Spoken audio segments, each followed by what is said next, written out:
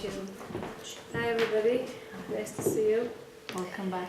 Thank you so much. Today we want to speak about Purim. Purim is coming up, and it says Mishenichnas Adar Marbin Besimcha. What does it mean? When Adar comes, you should increase in happiness, right? That's what it says. When God gave us the Torah, right? We know it's famous midrash that he went first to the Gentiles and he asked them if they want to accept the Torah. They asked him what's written there, and to one he said not to kill, to the other said he said not to steal, and so on and so on. And so when he came to the Jewish nation, they didn't ask a question. They just said, "Na'aseh v'nishma." We will first do, and then we'll hear all the details. So then it says in the Gemara, Masechet Shabbat, Hashem is asking the angels, who taught, who revealed this secret to my sons? Which secret? What secret we're talking about? So, first part of the shiur I want to base on whatever Noach Weinberg, that's how he wrote. Beautiful, beautiful insight about what is our goal, what is our purpose, or what we want to gain in our life. Usually, parents, they want the best for their children, right? What do we want for our kids? Good food, good games they should have. They should learn or should listen to good music and good stuff, basically, right? Hashem also wants only good for us. And as a parent, he created this Torah. We have this Torah and mitzvot that we have to observe, that we have to obey, that we have to do. And this is what will make us happy. How exactly? I want to ask a question. Let's say, as kids, we said before, whenever they are little ones, so they play and you're happy and it's okay and everything. But when they grow up and they become 20 and they become 30 and they continue playing games, how do you feel then? Oh, horrible. You're like, So grow up. grow up, right? Life is not a whole big game. These are responsibilities. There are things that you have to do in life. You know, you have to learn a profession, you have to work, you have to get married, you have to have children. And if your kids, they want to stay little kids and they don't take responsibility, it bothers you. You want to cry for help because it's hard, right? So, Hashem wants us to enjoy in this world also. The question is, what is enjoyment? What are pleasures? What is happiness? How we get there? When it says that he gave us the Torah, what exactly it means? So that we should be happy. What exactly it means? So pleasures of the world, we divide them to 5 levels. There's the first class. It's like you're going on a plane. There's certain classes. There's the first class. People go in the first class. Of course, everybody likes to go in the first class. A lot of privileges, much comfortable seats. You get food, you get drinks, you get attention. You know, you pay for it, but you like it. Mm-hmm. There's second class. Nobody calls it second class because nobody likes to travel on the second class. It's called the business class. Mm-hmm. So business class also have privileges and it's nice, it's comfortable, this and that. Of course, first class is much higher and much better. So we have first class, we have business class, we have third class, but again, it's not called third class, it's called economy. Mm-hmm. People pay less for it. And it's okay, you know, you get whatever you need, it's fine, whatever. Then we have fourth class. Fourth class, I guess it's basically for the baggage compartments, for animals. And then there's fifth class. Fifth class, there's no really room for anybody to sit and to enjoy and to relax on this flight. They just give you a rope and tell you, hang on. if there's such a thing, right? So let's try to explain what are these levels when we speak about pleasures. Everybody wants to drive to be in the first class, but most people never figure out how to get there, how to really go on the first class. And mostly people travel on the fifth class and they barely hang on over there. And because it's so hard and life is not easy and people go through all kinds of troubles and sufferings and pain, they hardly hang on, and many of them lose the rope and, God forbid, cannot continue. Every one of these levels are unique on its own way. Let's say people take 10 units of fifth class. They cannot really trade it with 1 unit of the fourth class. It's totally different. You cannot put them together. For example, if somebody is starving, he wants to eat, he's very hungry, right? And he's offered, let's say, to have sightseeing, to have a view over Manhattan, from the sky, you see everything through. Would he prefer this from a good meal? It's two different things. You don't put these two things together. It's totally two different things. So we cannot really trade these things. And so how can we assign a value to any kind of pleasure that we have? So let's try to compare or imagine the enjoyment, the pleasures that we have to horsepower. Pleasure, horsepower. Pleasure gives us energy, or in other words, happiness. If it's good in our life, it's good, we can carry it. So usually people that it's good in their life, they can take care of hardships that come upon them.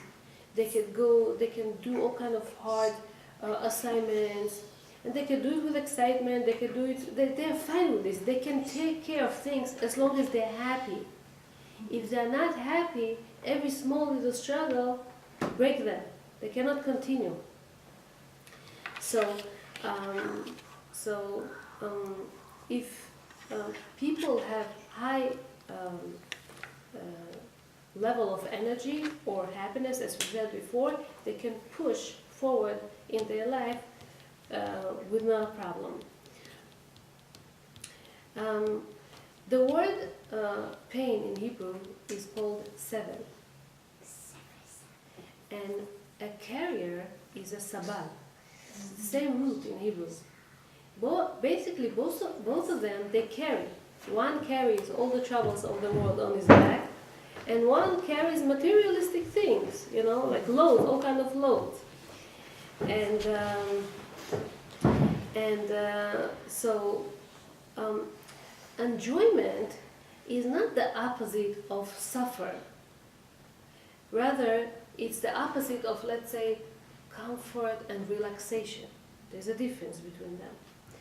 Many people that are far from religion, they think that what is the enjoyment in the world for them? Let's say a vacation in Hawaii.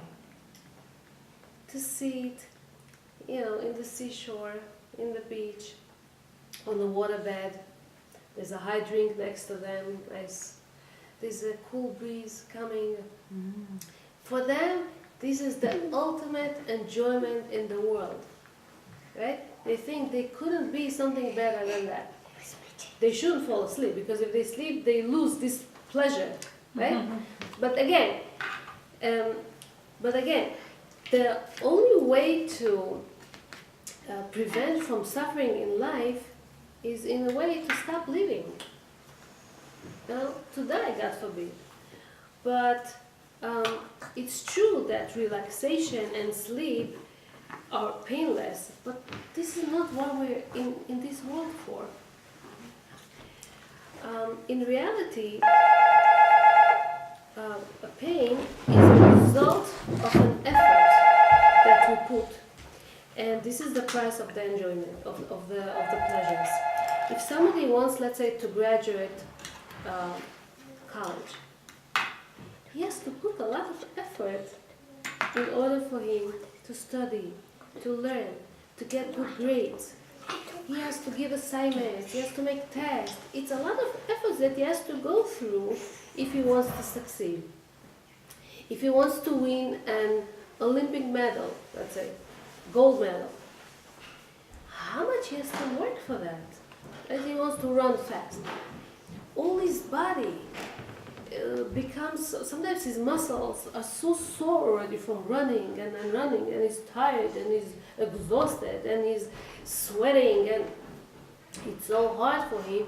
But still, if he's laying down, if he's laying down in Hawaii, in one of the water beds over there, he won't ever get this gold medal in the Olympics, right? So if somebody wants to achieve something in life, he has to work, and he has to work very hard, okay? And so would be also when he learns Torah, he learns to observe mitzvot. It's not easy. Many times it's hard. People sometimes feel like it's a burden, to walk with tzniut, not to go to a mixed wedding, let's say, to cover hair, to keep Shabbat, to do certain things. To a lot of people it's very, very hard. But once you have a goal, you try to reach it and try to work on it, and it's satisfying you and you're happy with this, it's the best thing. It's the best thing that could be in life. So, in order for people to succeed in their pursuit after the happiness, they have to focus on the enjoyment, on the pleasure, not on the pain that comes with this. For example, let's say there's a team of basket players in a court. They run after a ball, right? And they play. It's a lot of effort that comes out of them. They have to run after the ball. They sweat. They try. It's hard. But do they pay attention to the effort? Do they pay attention to the fact that they sweat? Do they pay attention? They don't care. They're playing. They're focused on the game. They want to win, right? Let's conduct this experiment. Let's take this ball from them and tell them, play normally, run, jump, do whatever you do, but without a ball. Can they play without a ball? No. They will maybe be able to play for 2-3 minutes, but they cannot. There's nothing that will. The ball distracts them from the pain that they go through, from the effort that they put into the game. If you take this ball from them, they won't be able to play. Bring back the ball after a while, they will be able to play another 2 hours. But without the ball, they can't. So we have to focus not on the pain that comes with the fact that you do something, but the enjoyment that comes with this. Right? So we focus on the goal that we have in our life, and this way, every pain would turn to enjoyment, to improve, to nice things. We assume that in life people can get happy automatically, and it's not so simple, because in order for us to understand what happiness is, we have to learn about this first. For example, you want to enjoy nice music, nice piece of music, let's say classical music. You have to get a small little course to learn what exactly this music is in order for you to enjoy it. Then you understand what the harmony is exactly, how all the pieces are, blended all together. You enjoy so you have to learn you have to learn a little bit about music if you really want to enjoy this music. Same would be with happiness. It's like, let's say there are some people that their job is to taste wine testers. When you taste wine, how exactly you do it? When you put a wine into your mouth, it's not it's some kind of a liquid that just waters your mouth and sweetens it. It's a job. You have to learn how to, if you want to enjoy it, if you want to understand what is the meaning of tasting the wine, you have to learn first what you have to do. So first you look at the bottle, the shape of it, the color of it, the cork even says a lot about the wine. You open it, you put it into a cup, so the color makes a difference. You take it, you put it around, you smell it, then only you taste it. And you don't gobble all the cup up. This is not tasting. Tasting is just a little bit. So all the buds in your mouth feel it, the aroma, the texture. Right? This is called tasting. If you gobble it all up, you don't enjoy it. It's not enjoying. Our world is so rich. So with lots of, let's say, good fortunes, good bounties, all kind of sights, all kind of smells, all kind of relationship, energies, potentials, achievements.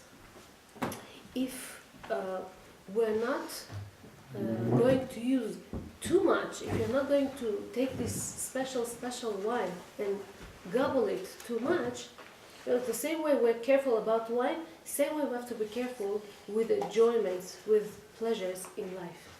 You get too much of it, you lose it. So, we spoke about 5 levels of pleasures, right? And we said it's like traveling in a plane. There's 5 levels, 5 classes that people go on a plane. First class, second class, and so on.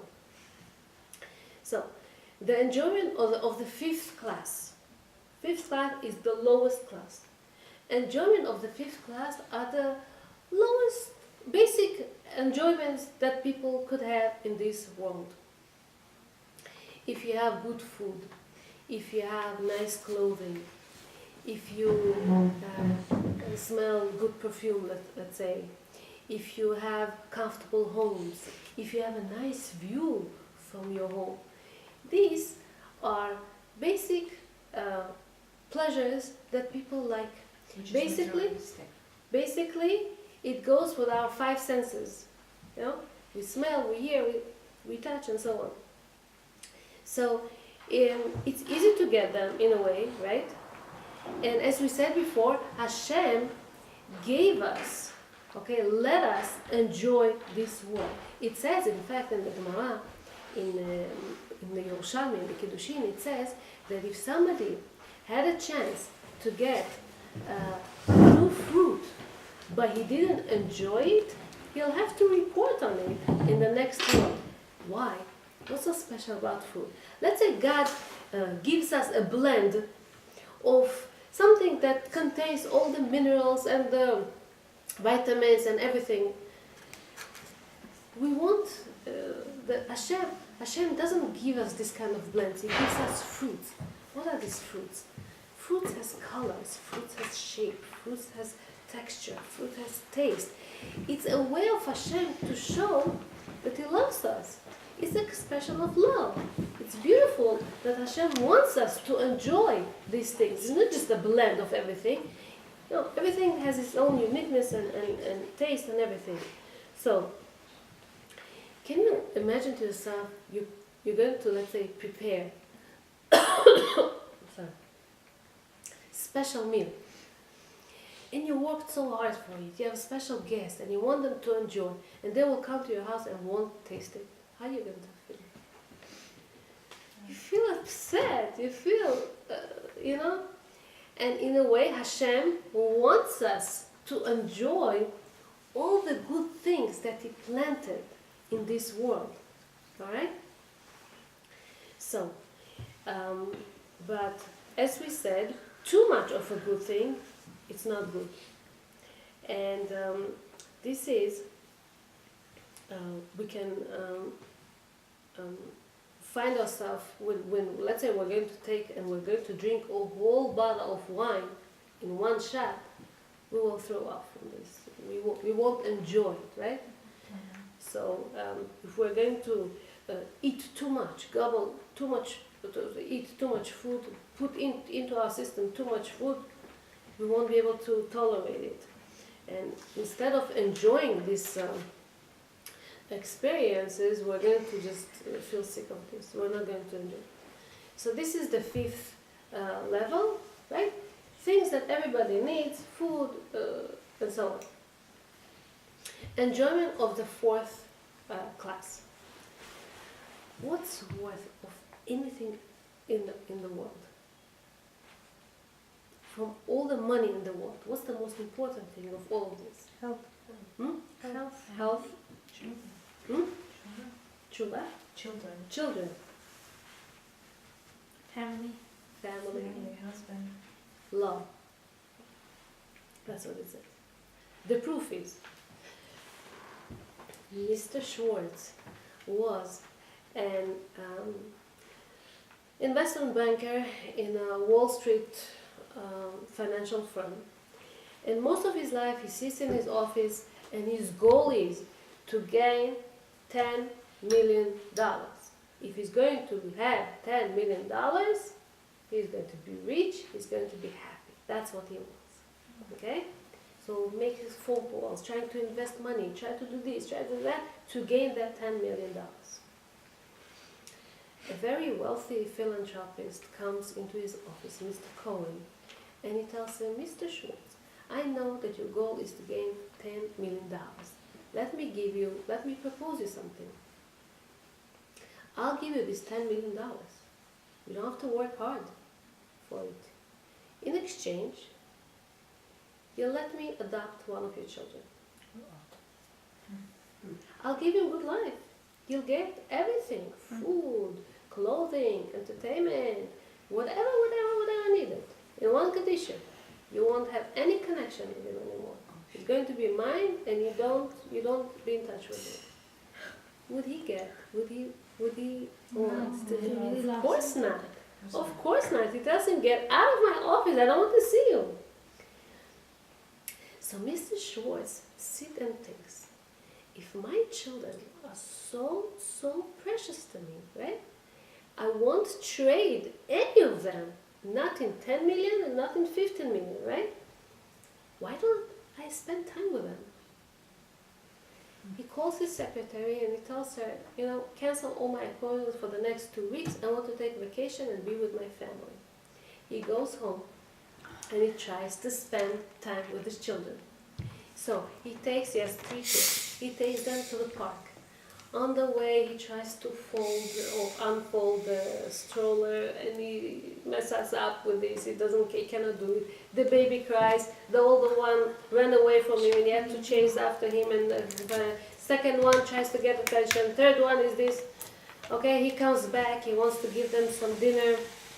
This one cries over this. This one, why he got more than me? Why I got less than him? Blah, blah, blah. That's not fair.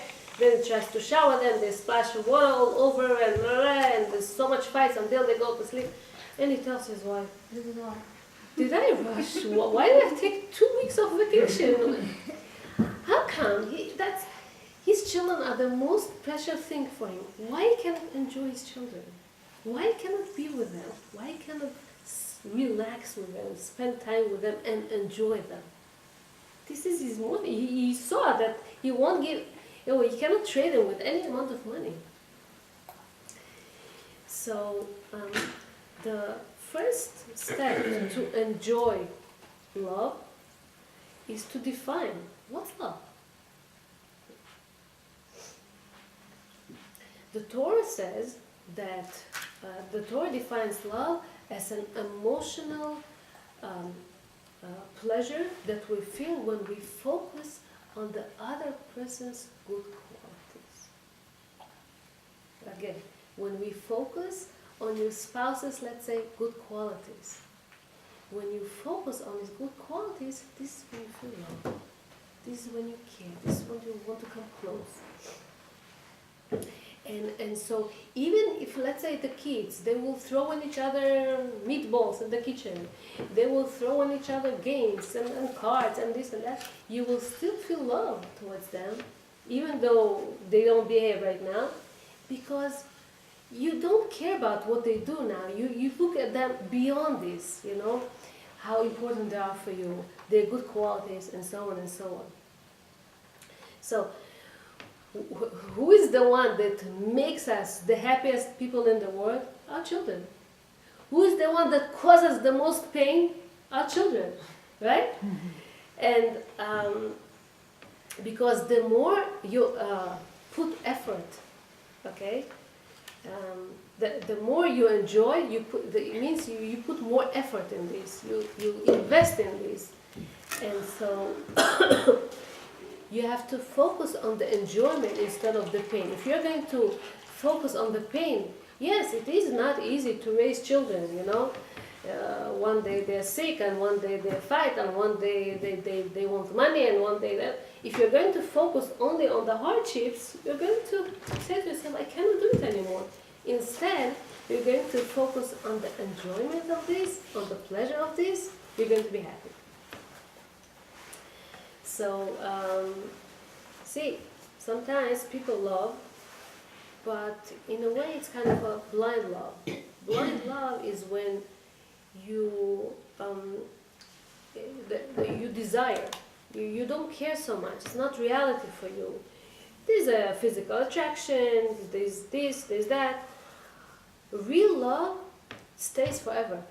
There's an example here for a person, let's say his name is Bernard, and he fell in love with Susie, let's say, right? So he keeps thinking just about her. Whatever he does, he's thinking of her, and he's in love, and now, you know, he cannot do anything. He's focusing only on the good of her. In his eyes, she's the most perfect person. He doesn't see the other qualities, just how perfect, how beautiful, how special, how nice she is.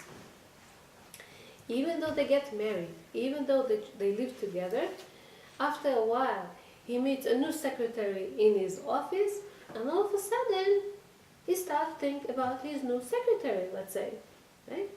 So forget about the perfect person that he has at home. Now she becomes perfect, now she becomes special, now she becomes nice and beautiful. This is not a real love. This is just a desire. This is a passion. This is somebody that loves himself and wants to enjoy himself. Because real love is something that you invest into it. You put an effort. It's not easy. But you try, and this is when you love even more. Let's go to the enjoyments of the third class. What can in the world make people give up for all whatever they love? What makes people give up for the things that they love? If they have a cause, they have a goal, they have a mission, they want to accomplish something, right? So a lot of people, they have this, they want to leave a certain good impression in the world. They want to do something good that everybody will remember. Oh, you know, I did something special in the world. People look for meaning in their life. If their life is meaningless, they lose it. Imagine to yourself, God forbid, let's say terrorists, a group of terrorists, they take a plane hostage. They come to one of the people and they tell him, we want you to kill all the people over here, or even kill one person next to you. If not, I'll kill you and your family. Will this person kill other people? He'd rather die himself. Why should he do that? Right? So, if somebody doesn't know what he's ready to die for, this person is not living. He doesn't even start living. There's a lot of people have to put a lot of effort in order for them to become good people. There's a difference between not being bad and being good. There's a big, big difference. Meaning, most people, Baruch Hashem, they're not murderers, they're not thieves and robbers, this and that. So yes, they're not bad. But from here to be good is a totally different. It's different because to be good, people have to invest. People have to work on it, and not a lot of people like to try. Like to put these efforts in being good. There's a lot of responsibility and it looks like a burden and it's very, very hard, and I'll give you an example. Let's say somebody came from Israel to live in America, and after a while his wife gave birth to a baby, and then sometime later he had a bar mitzvah, and then later on he married off his children, right? So let's say his family from Israel were not able to come to his smachot, to his happy occasions. And he's not sharing it with them. He's all by himself. He has some friends here, but his family are all left in Israel. He's the oldest one. Now, his brothers and sisters in Israel are making smachot also. They also have a bar mitzvah. They also have a balut. They also have a wedding. He could, and you could understand him, he could say to himself, I'll stay here, they didn't come to my smachot, I don't have to go to their smachot, it's a burden, it's a lot of money to waste. You have to pay for a ticket, you have to leave your job, you have to go there for a month, you have to stop all your life and just, it's hard, it's a burden. Again, there's a difference between not being bad and being good. Because when you're good, when you do try, when you do go there, how much you enjoy from doing good. Yeah. There's a big difference. You enjoy when you do good thing. Another example. Let's say Reuven is going for a sightseeing in Manhattan, let's say. He sits on a boat and he sees all the island, and he goes through all these islands around. He sees whatever grows there. He sees the buildings. He sees the birds. He's sitting, relaxed. It's beautiful. All of a sudden, God forbid, somebody that in that boat falls to the water. So he could sit there and says, okay, well, what's my connection to it? But if he knows a little bit how to swim, he can decide to make a difference. He throws himself to the water and he tries to grab this man. It's not easy, it's a struggle. First of all, throw himself to the water, he thinks twice, because the water are filthy and they're not clean. There's dead fish and dead animals, and the water are green and dirty and smell. So he throws himself, he doesn't care, he throws himself to save this man. He grabs on him. This man is so heavy. He doesn't know. He's almost drowning. He doesn't know how to swim. And he tries to take him. And now he has to go all the way to the shore. How is he going to be able to take him? So slowly, he's grabbing him and he's taking him. And Baruch Hashem, he gets to the shore. Good people are waiting over there. Called already an ambulance. Ambulance comes and takes him to the hospital. This man says, never in my life I'm going to come back to this place. He goes home. He tries to shower. For 20 times he tries to take a shower to get all these smells and filth out of him. And let me surprise you. 30 years later, and hundreds of vacations later, which is the most best experience that this person is going to remember out of all his vacations?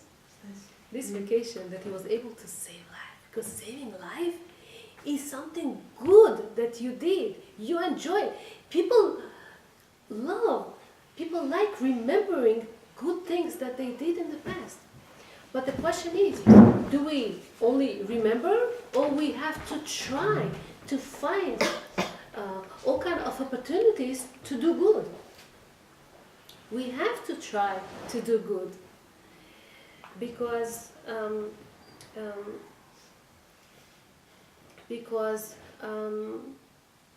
we have to focus on the good things that we're trying to do. Also, try to focus, hopefully, to save our own soul from dipping too much, drowning too much in this world. Sometimes people do make acts of courage in this world. Sometimes they're stupid, really stupid. People, sometimes children play Russian roulette, you know? And they die for it. How's it? Gambling. Gamblings. Like Scotland? זה נקרא רולטה רוסית. It's not, let's put it this way, it's dangerous. Or they play chicken. You know what's chicken? I dare you, can you do this and this and that? And for this, sometimes people die. You know, can you run to the, let's say, to the road, to the street and do this and that? Can you, I dare you, make a phone call, or go to somebody's house, or steal, or all kind of stuff like that. People sometimes think that they make noble things, but this is one of these. Another thing that people make a mistake in this level is financial success. You could be a good person. You could be a good neighbor. You can have